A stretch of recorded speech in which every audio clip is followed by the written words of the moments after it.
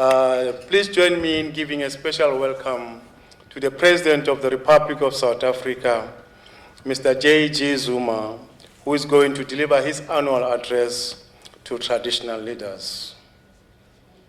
Mr. President, your address comes at a time when the country is experiencing some challenges. The public is looking upon us to provide answers, and the institution of traditional leadership is very much ready. Traditional leaders are indeed committed to partner with government on improving service delivery and development of our communities, in particular, our rural African traditional communities. In this way, we are of the view that we will improve the lives of our people for better and greater heights. We ask government to create an enabling environment for us to do our part. Mr. President, without further ado, I would like to welcome you to the stage. Traditional leaders are ready, willing and yearning to listen to you. Mshulos.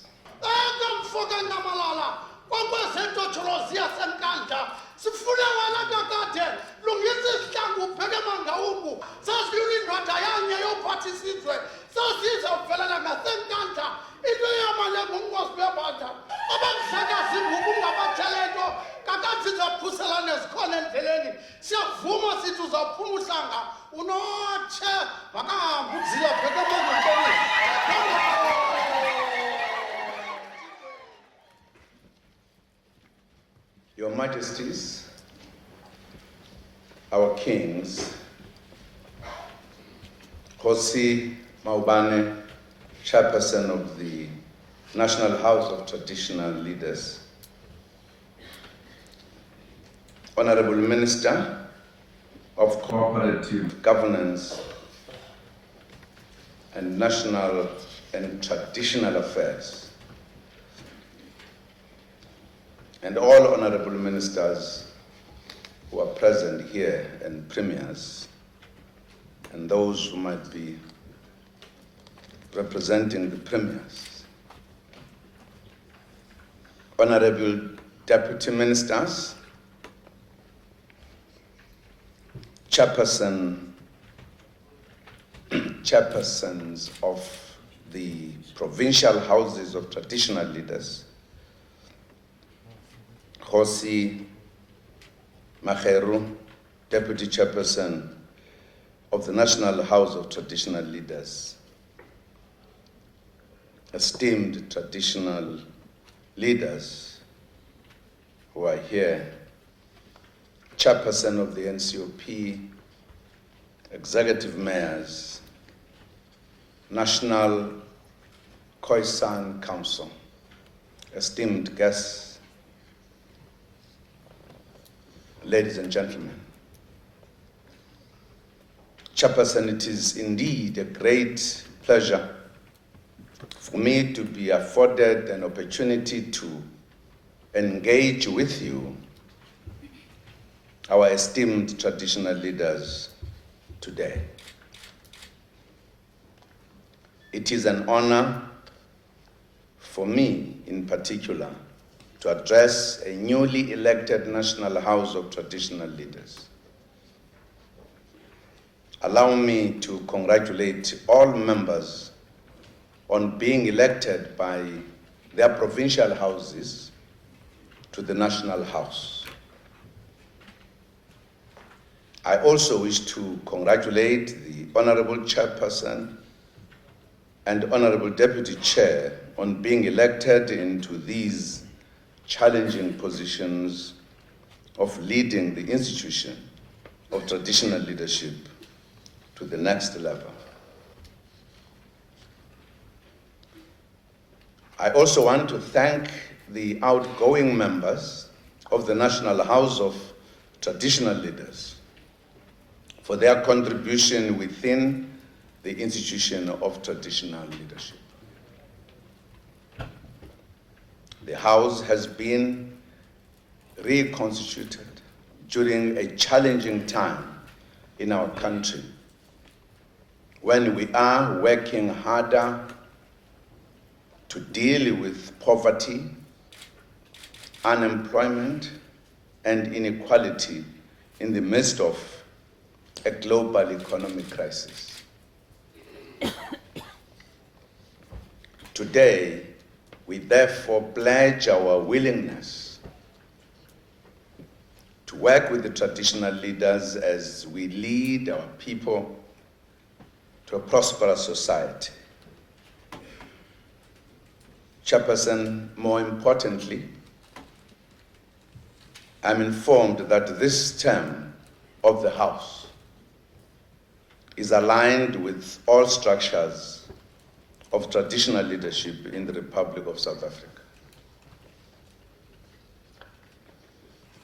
This implies that these houses must be able to create a sound working relationship from a traditional council level up to the national level.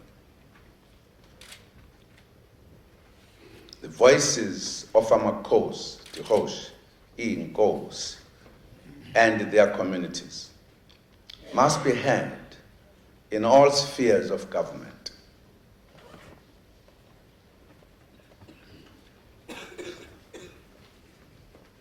Esteemed leaders, we meet as a country prepares to celebrate National Children's Day on Saturday, the 3rd of November. We use National Children's Day to reflect on the progress that we have made in realizing and promoting the rights of children. There can be no better indicator to highlight our progress than the National Census 2011 results, which were released on the 30th of October. Census 2011 points out that our country continues to have a youthful population. Just over a third of the population is under the age of 15. Our focus on improving the quality of education is therefore well placed. We are therefore pleased that the census results showcase the strides we have made in educating our country's children. According to census results, the proportion of children with no schooling has halved over the period between 1996 and 2011. There is also a huge increase in the enrollment of our children from preschool to primary and high school right up to tertiary levels. The proportion of our children who complete matric has also increased significantly from 16% in 1996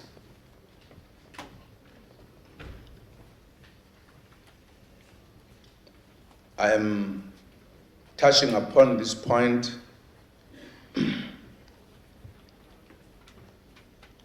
because I believe education is one of the critical challenges that face us. In the modern world, no nation can prosper without education.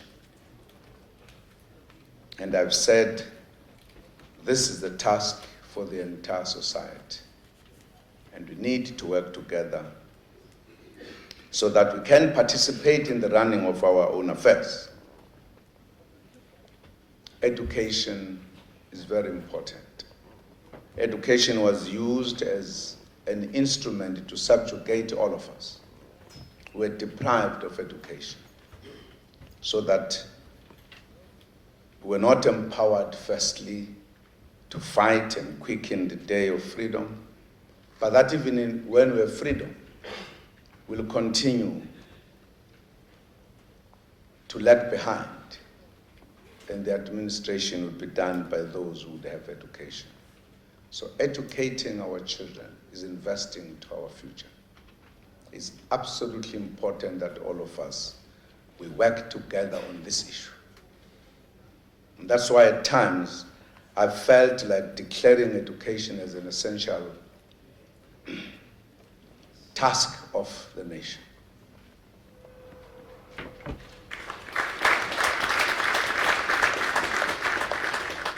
I had an opportunity to talk to the teacher union a few days ago, and I stressed this point.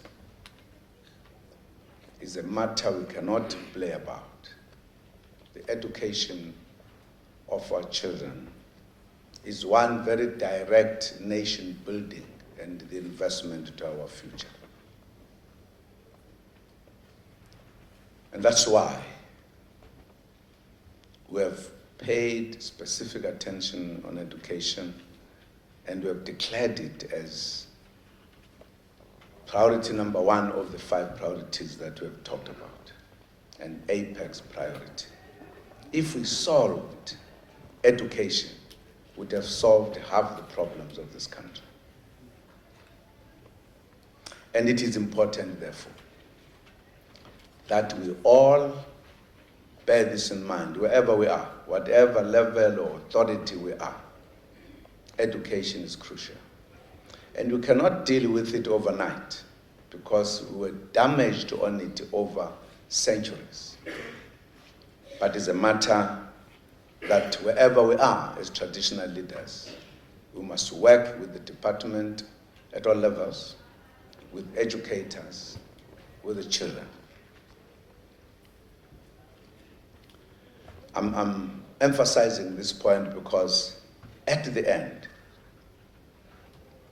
if we are a nation with people who are not empowered, what they will do if they don't have the skills? They will turn into criminals. They will turn into rapists. They will have no respect. And that is not a nation that we can be proud of, because they are not empowered to do what they need to do to contribute to make our country move forward. So it's a matter that we should work hand in hand. If we have differences on this matter, the differences should not exist. We should be united. It's one critical element to build our nation. It's not like our time. The man was a man ngoba ekwazi ukulusa inkomo to ayindoda ke. Sidlulile leso sikhathi, nako yeyo ifithile. Inako eyimiyano. Bayesu.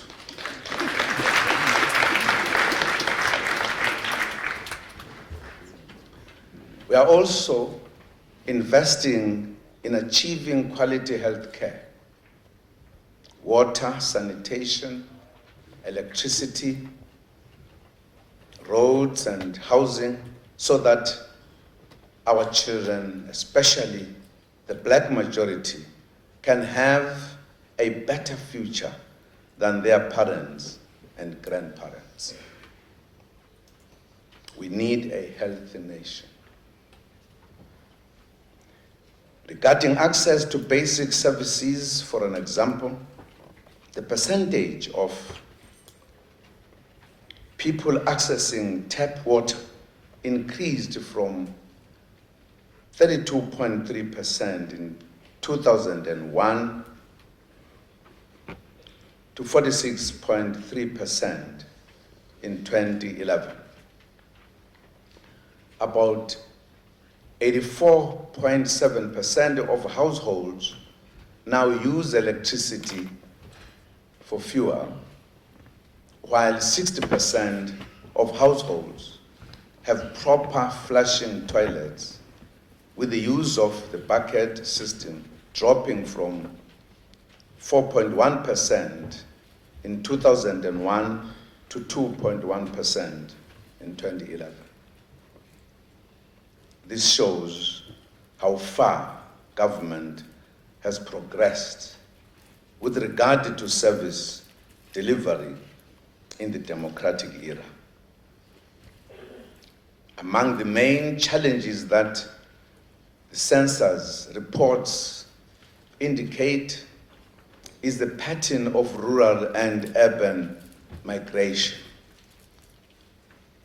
People still flock to the cities, especially Gauteng, and seek better opportunities.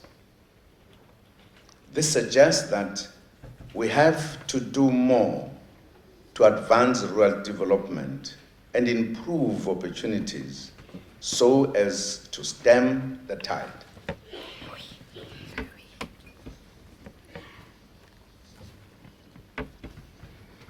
I hope when we have time to debate, perhaps at some point we'll talk more about rural development as traditional leaders.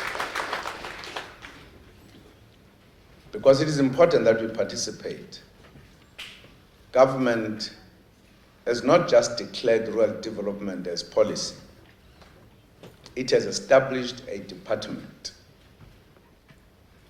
Now, government might feel we need to do A, B, C, D, but without the participation of yourself to identify exactly what is it that needs to be done, we might do things that are not exactly the things you want us to do. And that's why in the debate, whatever else we'll be debating, I'll be very keen that we pay attention on this item of rural development. It's an opportunity that is given to us, particularly us from rural areas, to participate and help government enhance its thinking, its programs about rural development. And I'm underlining this point once again because to me, it's absolutely crucial. When I say, or the census say, there is even a greater movement towards the cities, that spells the problems. Because then you wonder why there are so much informal settlements around the cities. It's us from rural areas. Why we go there? Because there are no opportunities in the rural areas. But in addition to that, it means that affects the flow of the family lives as it was designed by our colonizers many years ago. So it's a matter we need to talk about. In my view, we don't need to look around for issues to talk about and really take resolutions that we can send to government as our views. Chairperson, we are encouraged by the census results as it means we are on the right track. I'm sure that as traditional leaders, you share my excitement given our collective responsibility of building a better and brighter future for all. Together we must now build on this success. I would want to have a situation that we look at ourselves, not as different people. Times we've got too many things to fight about. You know, this international house of, not international, why do I put you so much in a high level? National. National House of Traditions. What can we do? We are being sidelined. I don't think so if we can meet like this. That we could actually sideline ourselves without realizing, well, this is an opportunity for us to interact directly. If we use this time to deal about disputes and tensions, then we are missing the opportunity. This is a moment I think we need to come together and say, what can we do? We have a society to build. You know, this society was destroyed by other people, not by us. They will never construct it for us. We must construct it ourselves. It's our responsibility. We need to work together to alleviate poverty in rural areas and build a truly caring society. I'm being provocative. There is land there, perhaps not enough. There's land, and you complain about poverty. And there's land just outside the home. You could plow, you'll have food. They're not doing it. Question of our agriculture, not as a farmer only, just to till the land, to produce food. We could go a long way to deal with the issue of food security. I've been part of starting a program called Masbamsan, and I believe in it. We try to avoid structures, including structures of government, to give us leadership. We want to lead them because we think we can identify our challenges better. And in that program, we have eliminated positions. Because once you create positions, people start fighting about positions. It's a big problem. My feeling is, let us make use of the opportunities. We are free now. We are not inhibited. In the past, if we talk too much, we were banned, we were arrested, we were imprisoned. We can't now. Let us work together. It's absolutely crucial.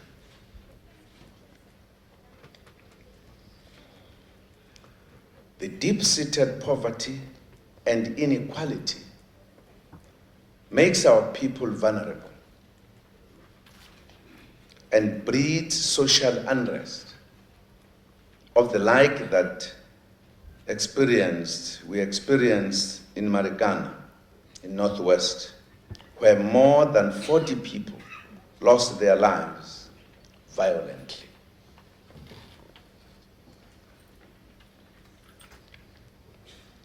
We are raising this matter here because most of those who died come from izindawo zamaKhosi, with many from the Eastern Cape. The Marikana Commission of Inquiry is working to establish what happened in August so that we can prevent similar tragic incidents in future in our beautiful country.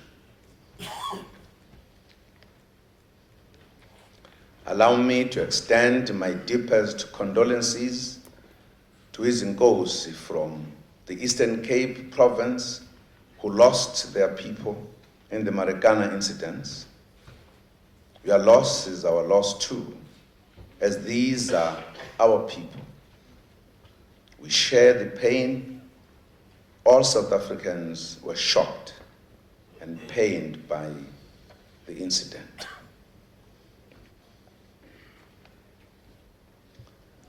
As South Africans, we should provide our support to all the families. We support the families of those who died between the 10th and the 12th of August, and those who lost their lives on the 16th of August. All were horrific and painful separate incidents that should never occur again in our country. Sikhala nemindeni yalabo ababulawa ngasekuqaleni kodlame eMarikana kanye neyalabo abadutshulwa amaphoyisa.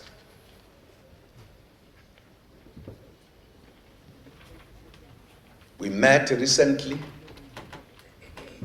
with representatives of business, labor, and the community sector to discuss the global economic situation, including the wildcat strikes that had taken place in the country. We emerged with an economic package to help us respond to the situation.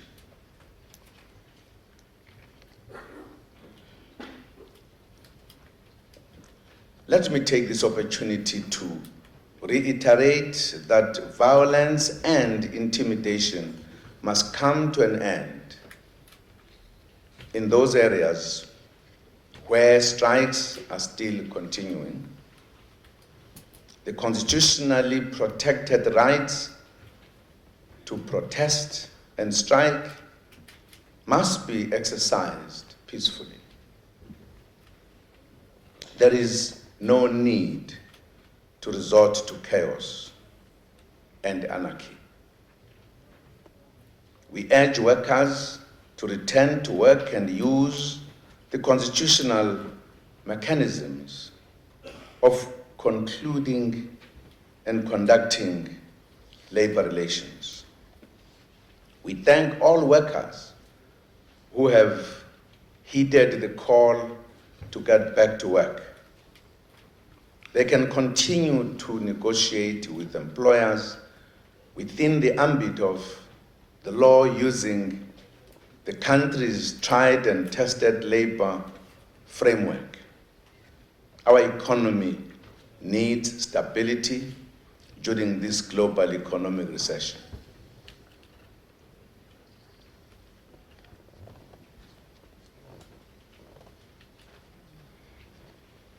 I must thank the traditional leaders who went to Marikana to go and talk to the workers.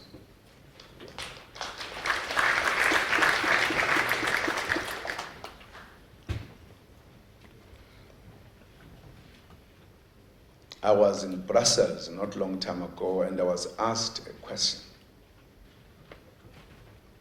as to whether is South Africa going back to apartheid times. And in fact, that picture was painted very strongly that we are back in apartheid.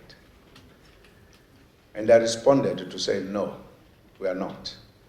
We'll never go back to apartheid. During apartheid time, the Marikana situation was a daily occurrence. People were being killed left, right, and center. And there was no one to stop it. It was a culture. The nature of government was different. Today, it is wrong to equate one incident to a system. And I explained to them that the very fact that as soon as it happened, the country was shocked. During apartheid, we are not shocked by such things, because it was happening on a daily basis. But not just shocked. The churches immediately moved into the spot to deal with the issue. The traditional leaders did so, the government, including establishing the commission. That never happened during apartheid. Right now, we're in the process of finding the truth. Wherever it will point, we must know what happened. There was nothing of that nature during apartheid. If anything, there would have been a huge cover-up during apartheid time. So let us not be misled, be pushed, be persuaded to think that we are now back to apartheid. We are not. But really, South Africa is a democratic country, is not an apartheid country. One incident cannot mean that our system is a system that is killing people. Some people who are learned but one swallow can't do what? Huh?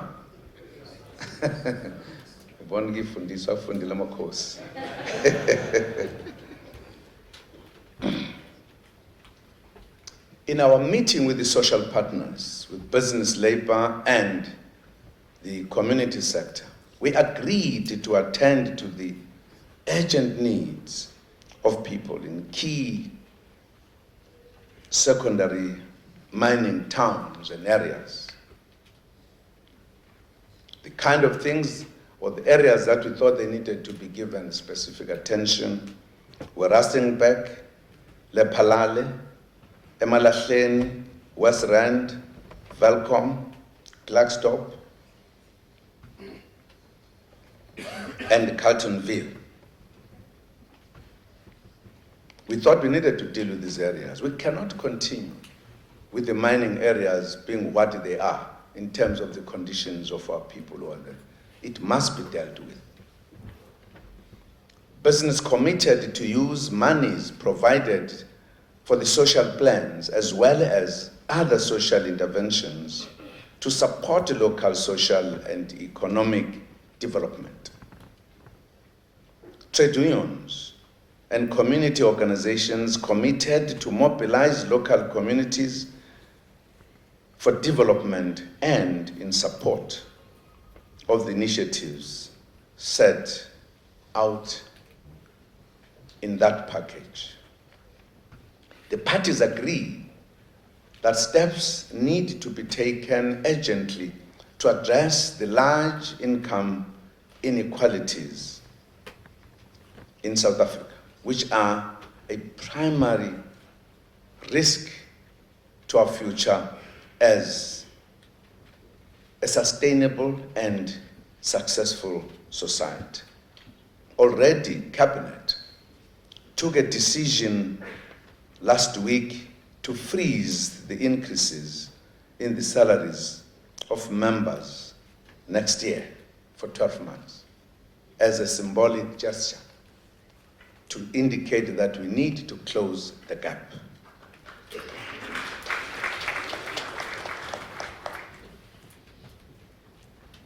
There is a lot of work to be done to return the situation to normality in affected communities. With collective leadership, as government, traditional leaders, business, and labor, we will be able to recover lost ground and continue the mission of building our country. Chairperson, ladies and gentlemen,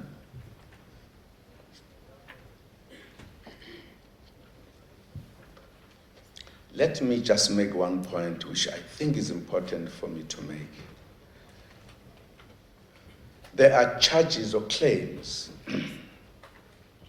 that ever since 1994, the gap between the rich and the poor has been widening. It's absolutely a wrong statement. And it is being repeated and repeated. And we have almost come to believe it is true that ever since 1994, the gap has been widening. It's not scientifically correct. It's actually a wrong statement. It's a spin to criticize democratic government. Because before 1994, no one ever measured the gap. How big was the gap between the rich and poor? It was never measured. Why then do you think after 1994 it is now widening? Why? Is a manipulation of the words to make us, who are in a democratic country, responsible for the sins of apartheid. What happened before? South Africa, if there were censors or the determination of what South Africa was, you measured a minority, the whites. South Africa was regarded as those who were in what was called South Africa. A huge population of this country was not counted. We were pushed into homelands, some of us deprived of the citizenship of South Africa. We're not counted. We're not even known how many we are. Many people did not even have birth certificates. So no measurement was ever done, never. At times we are charged that we have brought informal settlements, etc. We were restricted, we were not allowed to go to the big cities. We had to ask permission. If you went there without a permission, you were sent back where you come from. What were you calling it in Xhosa? Pumapele. Yeah, Pumapele dolopini, akona kuna, wela goe. That's what it was. Only when we brought democracy, freedom in 1994, did we remove all these restrictions and therefore made people from rural areas to have an equal right to come to the cities, to look for opportunities. And therefore, the numbers were huge, which came looking for the opportunities. The infrastructure of the country was not meant to carry this huge population. That's why when they come to the city, they've got no place to stay. They then back in Chondor. It's not our problem. It's a problem of success. Because we have succeeded to say all citizens have got equal right, they can go wherever in the country. That is a success. But it brings this problem that then people come to areas where they've got no place to stay. So only after 1994 were we able to measure the gap between the poor and the rich by counting all South Africans. So it was not a beginning. We discovered how big the gap was. And it has not been growing since 1994. It has been narrowing. The only problem is that it's narrowing. The gap is too big. Today, before 1994, there were no black business. No black business, or what you call today BEE. We're not there. All you had were people, Africans, in the corner shops. Perhaps some butcheries and some little supermarkets. We were not allowed to be part of the mainstream economy. Today, there are people who are serious businesses. There was not even a particle in the stock exchange. Today, they've got companies registered in the stock exchange. In fact, poverty was worse than what it is now.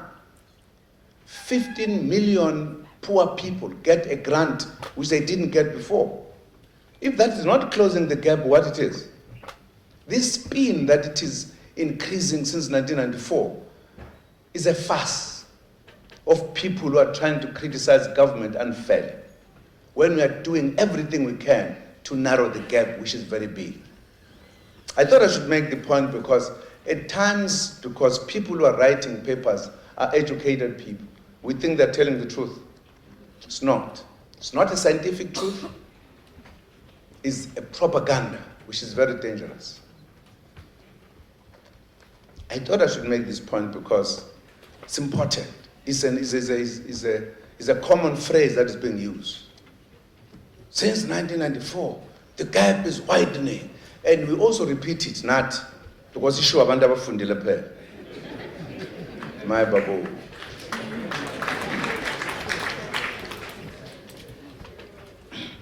I can't leave you when I find you to tell some truths, very important, so that we don't get misled by people.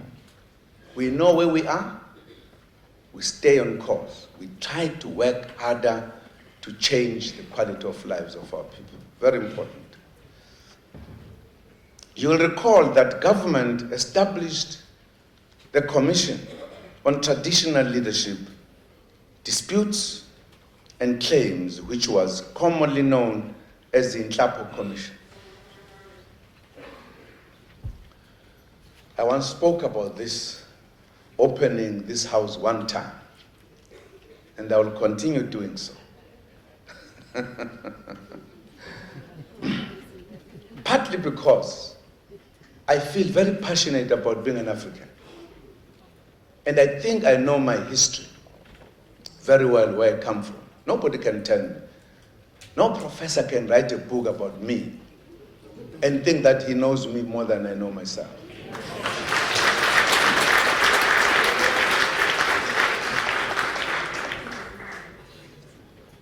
This is absolutely important because we were made to fight among ourselves for many centuries. Time has come that those fights must end. And we are a generation that must do so now. Nobody else will help us to do so. The aim of the said commission was to restore the dignity of the institution of traditional leadership. The institution of traditional leadership was deliberately undermined by the colonizers because they realized this was the center of authority of the Africans in this country. And for them to defeat us, they had to undermine that authority. And they did many things to undermine it. We know it. All of us sitting here. Nobody does not know.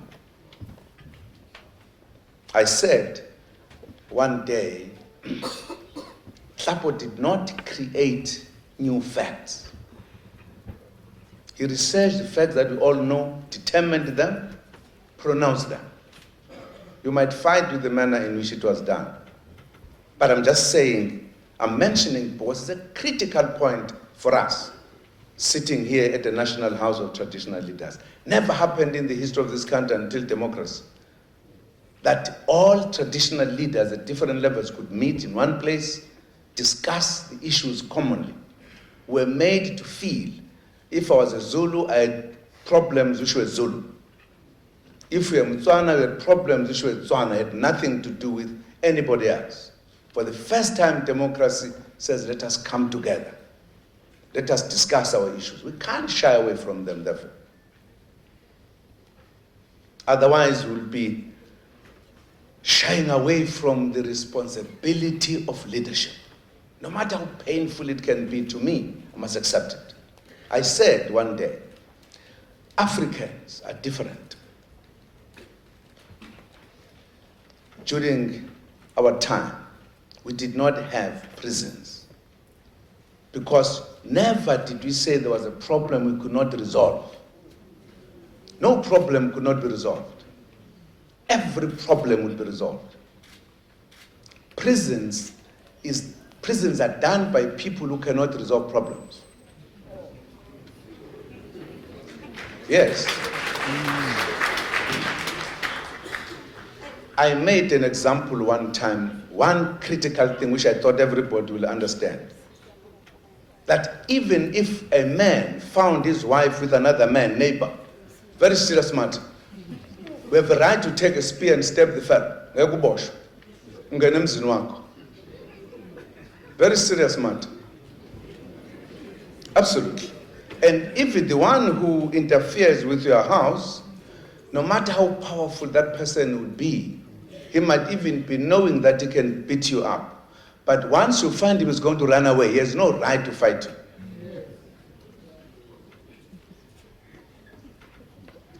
Once the matter is known, people will come together. Why do you want to kill this person? And the man is angry with the spear. I found him with my wife. I want to stab him now. I say, come here, sit down. They call this fellow, come here. They call this wife, come here. What is the problem? They don't call the police to arrest this one. And they don't wait for a long time. They bring them right now. Hey, Munna.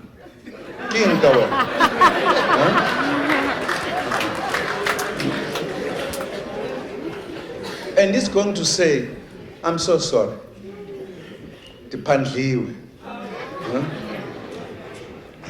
I was tempted or something. And he's going to be told, you have committed one of the most serious crimes. Absolutely. Do you realize that? He's going to apologize. He's going to say, I am guilty. There will be no lawyer who's going to come to defend him. To say, no, technically, akayenzanga le.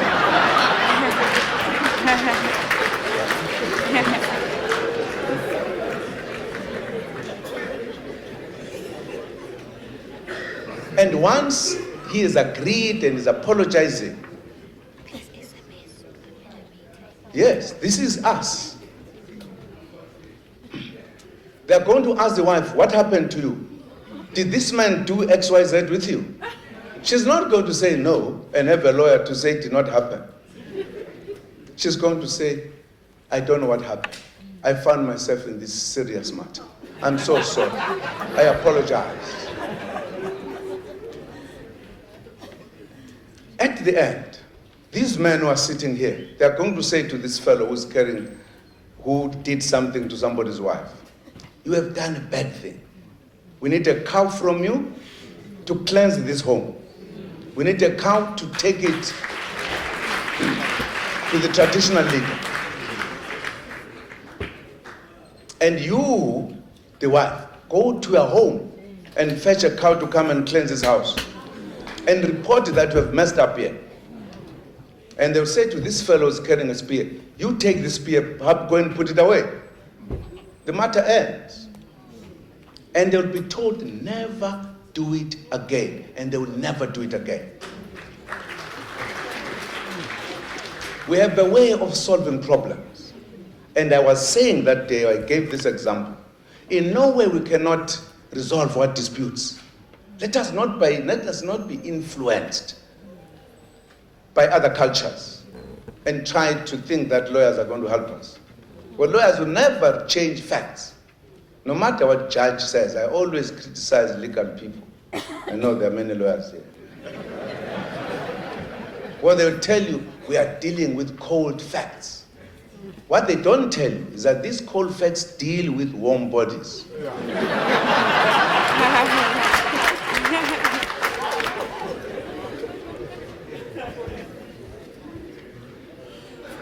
I'm making the point because, to me, during the struggle, one of the things we used to talk about, how much our dignity was taken away because our traditional system and leadership was undermined. That once we get freedom, we must bring it back. And it must assist this democracy.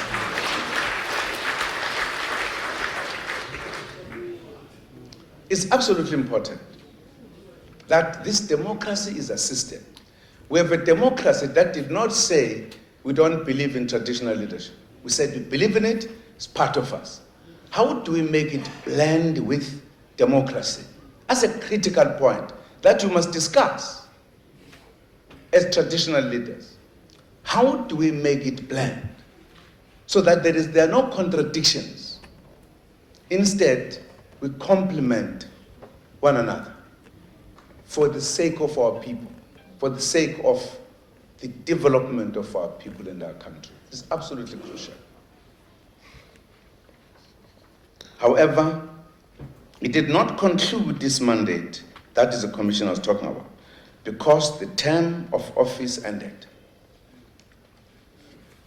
We have established a new commission on traditional leadership disputes and claims that is composed of 5 full-time members.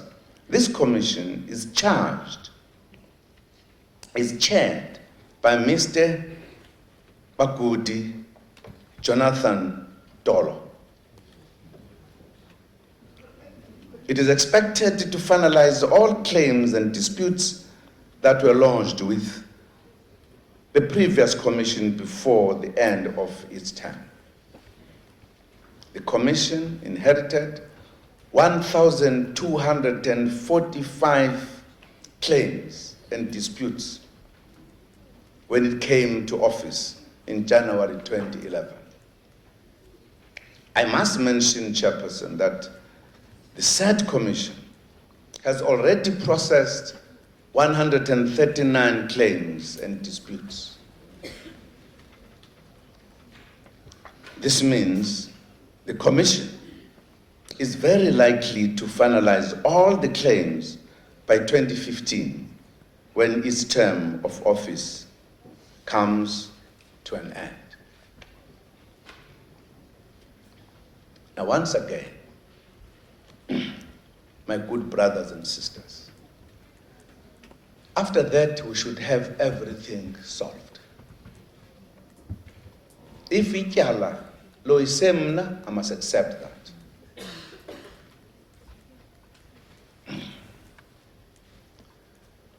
What happened to Amawel?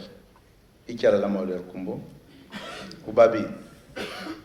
What happened at the end? They were all bound by one person. But there was a dispute who is older.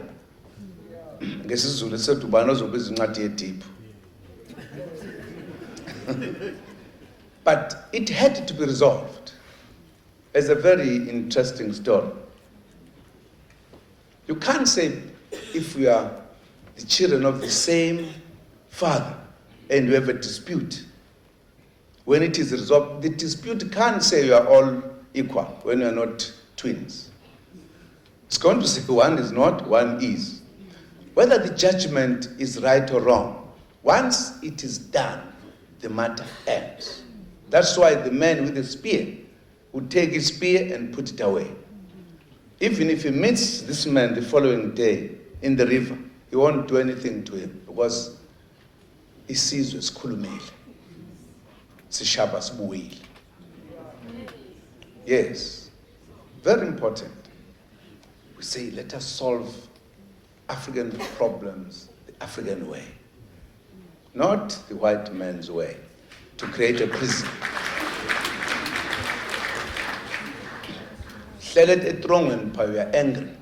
We are here, we are planning, when I come out, I'll fix him up.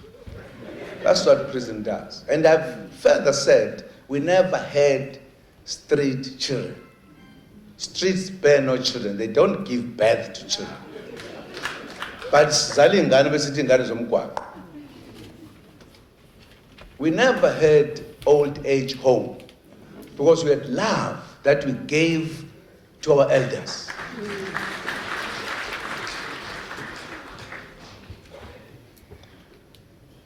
It's absolutely critical that when we meet like this, we must reflect who we are. Nobody's going to tell us, because people try to paint us many ways, as they do today. Even some Africans who become too clever take a position, they become the most eloquent in criticizing themselves about their own traditions and everything.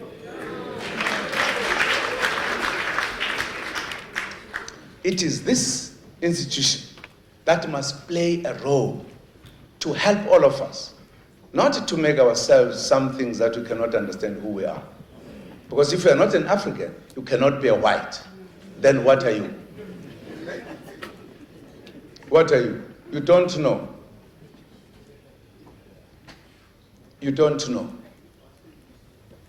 You can't explain yourself. How then can you grow children? Azizazi noma zaka Smith, noma zaka Zuma, uyabona lo? And you have a nation that cannot understand who this nation is. My babu, la fehle kakhulu. Freedom gave us an opportunity to re-identify and define ourselves, who we are. We are Africans, we cannot change to be something else. Even if I live in the highest building, but I'm an African.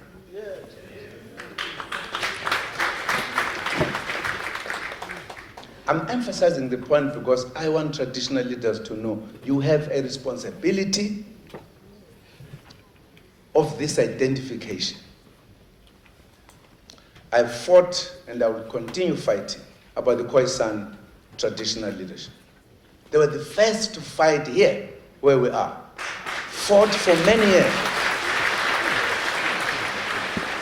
And the colonialists wanted them to disappear in the face of the earth, deprived them of everything, land, authority, economy, and they don't even want to recognize them today. Here, again, where the problem started. Is our task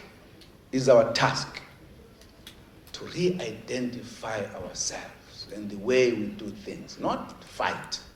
Because even the disputes that we are talking about, the majority of them were caused by colonialists. We must remember that. And ours is to solve, not to perpetuate them.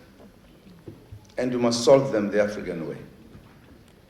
Ladies and gentlemen, we are also aware of the long-standing traditional courts bill, which offers the prospect of access to justice to 18 million of our citizens who reside within the ambit of the traditional justice system. Traditional communities of South Africa find the traditional justice system more accessible and flexible in resolving their disputes. However, government has come to a realization following public hearings, both in parliament and in local communities, that there are genuine concerns as traditional courts operate to some extent outside a proper legislative framework. This leads to accusations of irregularities and abuses in the system. The traditional court bill was then introduced to extend constitutional provisions to traditional justice. However, since its introduction, the bill has been criticized for being flawed for a number of reasons. They include the following. These are matters that people have raised in the public thing. That it is unconstitutional in that it prohibits legal representation in traditional courts. That it does not contain provisions to ensure that women form part of the courts, nor does it go far enough to ensure that women can participate actively in the deliberations of the courts. That it entrenches the balkanization of traditional communities in accordance with the boundaries of the old tribal authorities of the defunct Bantustans. That it restricts access to justice by denying the right of persons to opt out of the traditional justice system and pursue redress of their matters in courts of law. Traditional leaders will have more powers under the bill. These are some of the matters that people have raised. And I think we should not shy away from engaging the bill in the manner in which we understand it. All the concerns raised in respect of the bill are being addressed as part of the ongoing parliamentary process. Already, government through the Department of Justice and Constitutional Development has put forward certain recommendations on the bill. Our view is that the nature and the value system of the traditional courts of promoting social cohesion and reconciliation must be recognized and strengthened in the bill.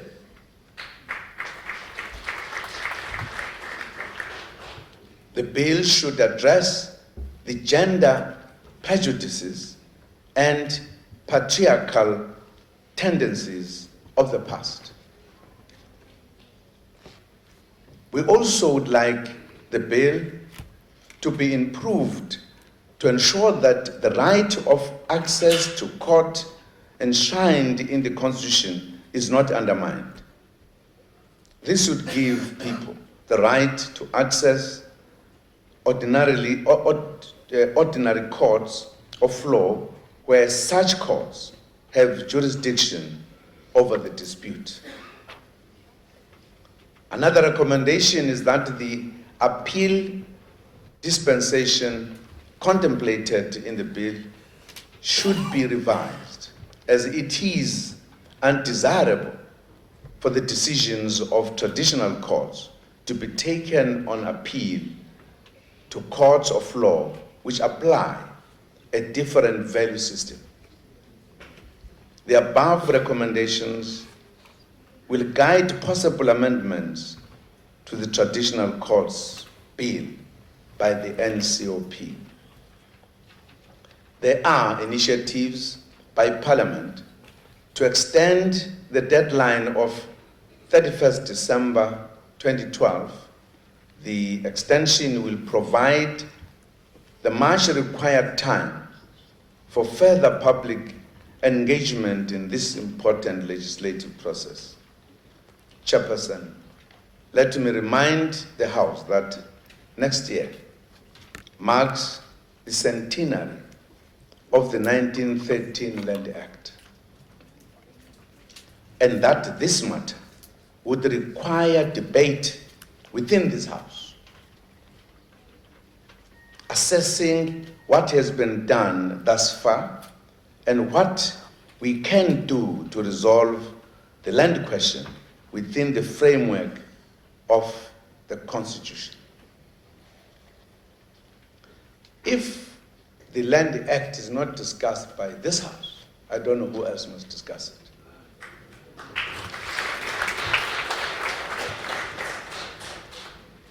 As long as we do that within the framework of the law, of the Constitution. But we must discuss it. Absolutely, we must not pull back. This is a land, we know what happened to it. Nobody can tell us. No professor can write a thesis that the day South Africa was made, Africans had 13%. God gave them 13%. It's not so. We know what happened, and we must discuss it. How do we solve this within the framework of the law, properly, with an understanding? Very clear. The importance of land was best articulated by Dr. A.B. Zuma, one of the heroes of our struggle and former president of the ANC in 1941. 1941, there were no other organizations. Nobody must feel uncomfortable. There was only one organization, one organization at the time. So don't feel comfortable that I'm not quoting other presidents. At that time, there was only one president of the Organization of the People, Ubaba Zuma, who said the following, and I quote what he said: "The fundamental basis of all wealth and power is the ownership and acquisition of freehold title to land. From land, we derive our existence. We derive our wealth in minerals, food, and other essentials. On land, we build our homes. Without land, we cannot exist. To all men of whatever race or color, land, therefore, is essential for their wealth, prosperity, and health. Without land rights, any race would be doomed to poverty, destitution, ill health, and lack of all lives essentials, unquote. As a reason why we must discuss land, because all the poverty, the ill health, everything is because of the land. What happened to our land? Part of restoring that is to deal with the question of the land. You cannot run away from it.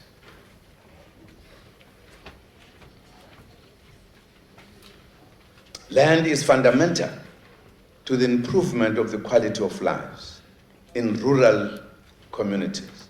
We therefore urge this House to enrich the debate on land during that centenary. Esteemed leaders of our people, we must work together as a team to improve the lives of rural communities. We pledge our cooperation and support to this House as you play your role. Contribution to building a prosperous South Africa. I wish you all the best in your task as you work to fulfill that goal. I thank you.